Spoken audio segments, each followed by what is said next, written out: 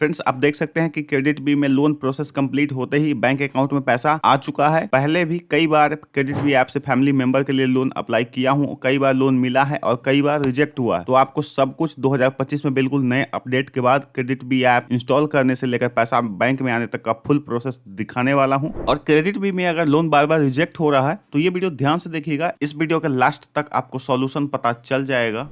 Video के description में credit B app का लिंक है, क्लिक करते ही आपको प्ले स्टोर में रिडायरेक्ट कर देगा। यहाँ से ये क्रेडिट बी ऐप को इंस्टॉल कर लेना है। प्रोसेस शुरू करने से पहले आपको बता दूं कि क्रेडिट बी एक लोन दिलाने वाला प्लेटफॉर्म है। ये खुद लोन नहीं देता, ये सिर्फ आपको आरबीआई रजिस्टर्ड एनबीएफसीज और बैंक से कनेक्ट करता है। इस ऐप पर आप 6,000 से लेकर 10 लाख तक का लोन ले सकते हैं। लोन की लिमिट आपकी एलिजिबिलिटी क्राइटेरिया जैसे कि income, credit score, repayment history इत्यादि पर डिपेंड करता है। रीपेमेंट के लिए आपको 6 महीना से लेकर 5 साल तक का ईएमआई ऑप्शन मिलता है, जहां इंटरेस्ट रेट 12% से लेकर 28.5% तक का पर एनम रहेगा और वहीं एपीआर 17% से 50% तक हो सकता है। एपीआर क्या होता है आगे मैं डिटेल में समझाऊंगा जब लोन मिलेगा। साथ ही प्रोसेसिंग फी 5.1% तक हो सकता है प्लस जीएसटी। अब लोन लेने के लिए आपकी eligibility criteria minimum age 21 plus होना चाहिए, साथ ही आपकी मंथली इनकम 10,000 से ज्यादा और साथ ही आपके पूरे फैमिली की इनकम 25,000 से ज्यादा होना चाहिए, तभी आप लोन के लिए एलिजिबल होंगे। तो प्रोसेस शुरू करते हैं।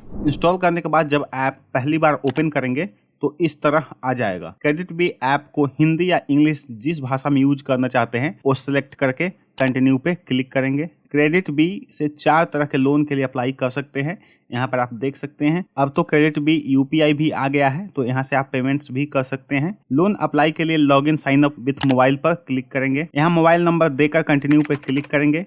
यहाँ ओटीपी देकर कंटिन्यू पे क्लिक करेंगे। अब परमिशन मांगेगा तो अलाउ कर देंगे। यहाँ पर पैन कार्ड नंबर टाइप कर देंगे, उसके बाद सबमिट पर क्लिक करेंगे। यहाँ पर एम्प्लॉयमेंट टाइप सिलेक्ट करना है, सैलरीड है या सेल्फ एम्प्लॉयड। उसके बाद यहाँ पर मंथली सैलरी या इनकम जो भी है यहाँ टाइप कर देना है। सैलरीड सेलेक्ट करेंगे तो यहाँ पर आपको अपने कंपनी का नाम सर्च करना है। सेल्फ एम्प्लॉयड है तो भी आपको अपना क्या नाम है आपके काम का वो टाइप करना है। उसके बाद यहाँ पर सबमिट पर क्लिक करेंगे। उसके बाद यहाँ पे लोन एलिजिबिलिटी चेक किया जाएगा और अगर आप लोन के लिए एलिजिबल होते हैं तो इस तरीके से आ जाएगा। लोन का स्टेप्स यहाँ पर दिया हुआ है, फिर कंटिन्यू टू अप्लाई पर क्लिक करेंगे। ये 3 स्टेप बचा हुआ है और अगला वाला तो बहुत इंपॉर्टेंट है, तो ध्यान से देखिएगा। यहाँ पे कंटिन्यू एप्लीकेशन पे क्लिक करेंगे। यहाँ सिविल स्कोर चेक होगा, कंटिन्यू पे क्लिक करेंगे और यहाँ केवाईसी डॉक्यूमेंट्स पे क्लिक करेंगे। यहाँ एड्रेस प्रूफ के लिए अपलोड पे क्लिक करेंगे और यहाँ पे 4 ऑप्शन है। जो भी तरीका आपको आसान लगे उससे अपना एड्रेस वेरीफाई करा सकते हैं। मैं यहाँ आधार ई-केवाईसी के द्वारा ये प्रोसेस कंप्लीट करूंगा। इस पे क्लिक करेंगे। यहाँ आधार नंबर सेलेक्ट कर आधार नंबर यहाँ नीचे टाइप कर देंगे, फिर इस चेक बॉक्स में टिक मार कर सबमिट कर देंगे। फिर आधार से लिंक्ड वाले मोबाइल नंबर पे ओटीपी आएगा, तो यहाँ ओटीपी टाइप करके सबमिट कर देंगे। फिर उसके बाद सेल्फी लेने के लिए कैप्चर पे क्लिक करेंगे और जब ये सर्कल ग्रीन हो जाए तो इस पे क्लिक करके फोटो ले लेना है और फिर सबमिट कर देंगे। यहाँ नेक्स्ट स्टेप में जनरल इन्फॉर्मेशन देना है, जिसमें 2 चीज बहुत इंपॉर्टेंट है, तो ध्यान दीजिएगा, मैं बताऊंगा। इस पे क्लिक करेंगे। यहाँ 2 तरीके से अपना ईमेल आईडी आप दे सकते हैं। ये सिलेक्ट करके आप डायरेक्ट ईमेल आईडी यहाँ पर टाइप कर सकते हैं, नहीं तो जीमेल आपके मोबाइल में ऑलरेडी अगर ओपन है तो इसे सिलेक्ट रहने देंगे और कंटिन्यू पे क्लिक करेंगे और इस तरह से आपके मोबाइल में जितना भी जीमेल होगा वो यहाँ आ जाएगा। कोई एक साथ सिलेक्ट कर लेंगे। फिर अब यहाँ आपके बारे में जनरल इन्फॉर्मेशन पूछेगा, शादी हुआ है या नहीं, एजुकेशन, क्या काम करते हैं। अगर आधार वाले एड्रेस पे ही रहते हैं तो इस चेक बॉक्स में टिक रहने दे, नहीं तो टिक मार्क हटाकर अपना करंट एड्रेस यहाँ पे दे सकते हैं और वही कम्युनिकेशन के लिए यूज होगा। फिर जहाँ अभी रहते हैं वो अपना है, रेंटेड है, जो भी ऑप्शन आपको यहाँ पर दिखेगा उसमें से कोई सिलेक्ट कर सकते हैं। फिर कंटिन्यू पे क्लिक करेंगे। ये तीसरा स्टेप इनकम वेरीफाई का है। देखिए मैं क्या करता हूँ, यहाँ 2 ऑप्शन है। अगर आप महीने के अच्छा खासा सैलरी उठा रहे हैं या अपने काम धंधे से ही अच्छा खासा कमा रहे हैं तो इनकम वेरीफाई करा सकते हैं। आपको 6 महीने का बैंक स्टेटमेंट देना पड़ेगा, फिर ज्यादा चांसेस है कि आपको लोन मिल सकता है और वो भी ज्यादा लिमिट के साथ, बशर्ते आपका सिविल स्कोर भी अच्छा हो। अगर आप चाहते हैं इनकम बाद में वेरीफाई कराना तो इसे स्किप फॉर नाउ पर क्लिक करके अभी छोड़ भी सकते हैं। मैं यही करने वाला हूँ। अब यहाँ लास्ट स्टेप रेफरेंस का आएगा। यहाँ आपको अपने कॉन्टैक्ट लिस्ट में से 2 व्यक्ति का मोबाइल नंबर देना पड़ेगा। ध्यान से नंबर दीजिएगा, क्योंकि अगर आप लोन की ईएमआई देने में लेट करेंगे या कोई भी प्रॉब्लम होगा तो उस नंबर पे भी कॉल करके बोल सकते हैं। वो नंबर देने के बाद कंटिन्यू करेंगे। अब इस तरह लोन एप्लीकेशन सबमिट हो जाएगा। अब यहीं पे लोन एक्सेप्ट या रिजेक्ट हो सकता है। अगर लोन रिजेक्ट होता है तो उसके बाद क्या करना चाहिए मैं आपको बताऊंगा। यहाँ पर आप देख सकते हैं कि 6200 रुपए का लोन बिना इनकम प्रूफ के अप्रूव्ड हुआ है। गेट नाउ पर क्लिक करेंगे। यहाँ पर अगला लोन 50,000 का मिल सकता है अगर टाइमली EMI रिपेमेंट करूंगा तो। यहाँ पर लिखा हुआ है। ये लोन लेने के लिए गेट नाउ पर क्लिक करेंगे, फिर व्यू समरी एंड चार्जेस देखने के लिए क्लिक करेंगे।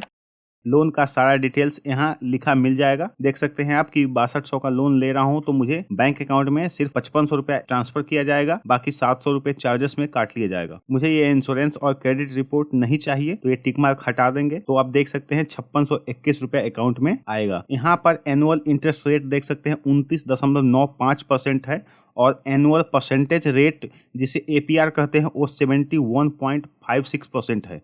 ये APR काफी ज्यादा लग रहा है।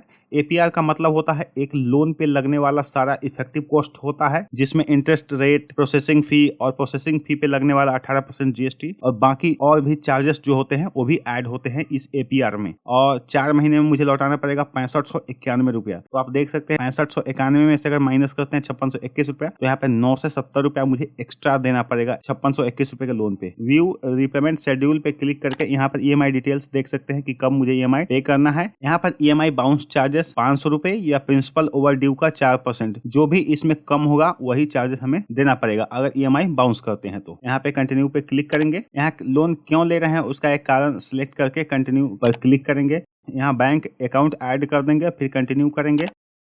डिजिटली साइन करने के लिए कंटिन्यू पे क्लिक करेंगे। आप इसे पढ़ भी सकते हैं लोन सैंक्शन लेटर में क्या लिखा है। उसके बाद continue to sign loan document पे क्लिक करेंगे। अब आपके रजिस्टर्ड मोबाइल नंबर पे OTP आएगा, वो यहाँ OTP टाइप करके सबमिट करेंगे। अब इस तरह से लिखा आ जाएगा कि 15 मिनट में लोन का पैसा बैंक अकाउंट में भेज दिया जाएगा, लेकिन मुझे 5 मिनट के अंदर में पैसा मेरे बैंक अकाउंट में भेज दिया गया। कंटिन्यू पे क्लिक करेंगे तो यहाँ पर EMI पे करने का ऑप्शन रहेगा और उसके नीचे यहाँ पे फोरक्लोज करने का भी ऑप्शन यहाँ पे मिल जाता है। अगर आपको कहीं भी कंफ्यूजन हो तो बेझिझक कमेंट करके अपना सवाल पूछिए, आपको हर सवाल का सॉल्यूशन के साथ जवाब मिलेगा। वीडियो पसंद आया तो लाइक करिए और ऐसे ही हेल्पफुल कंटेंट के लिए चैनल को सब्सक्राइब कर लीजिएगा। तो मिलते हैं अगले वीडियो में, तब तक के लिए नमस्कार।